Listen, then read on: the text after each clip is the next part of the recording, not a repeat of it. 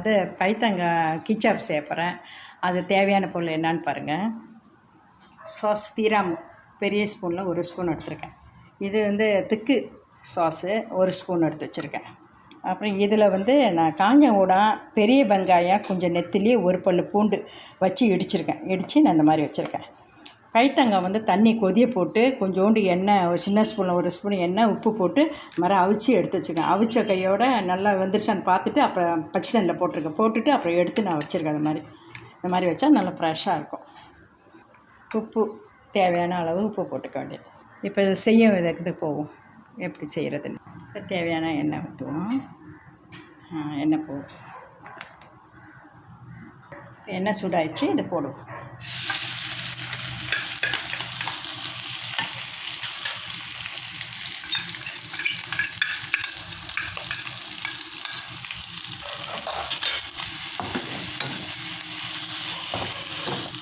பிரித்து தான் இப்போ எல்லாத்தையும் போட்டிருக்கோம்.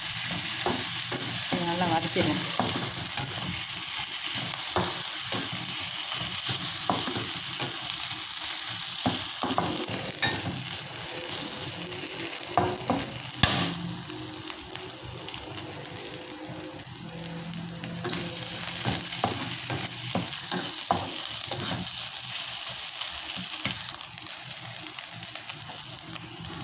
இது செவந்துருச்சு. இப்போ பைத்தங்காவை போடுறோம்.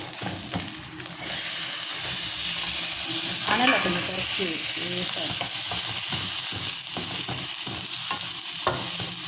வச்சா நான் சாஸ் எல்லாத்தையும் போடுறேன்.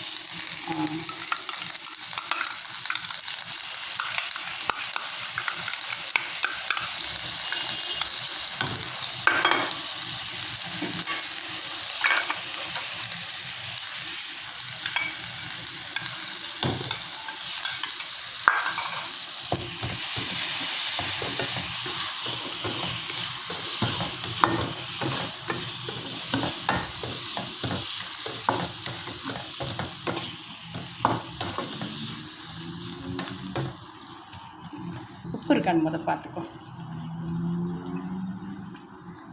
கொஞ்சோண்டு உப்பு போடுறேன்.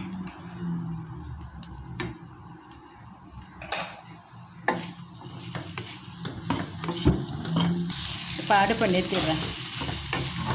உப்பு சரியாக இருக்குது. பத்தலைன்னா கொஞ்சோண்டு போட்டுக்கோங்க. இப்போ எனக்கு சரியாக இருக்குது. இப்போ பரிமாறலாம். பைத்தங்காய் கிச்சாப்பு ரெடி ஆயிடுச்சு. இதே மாதிரி நீங்கள் செய்து சாப்பிட்டு பார்த்துட்டு ஃபீட்பேக் கொடுங்க. பாய்.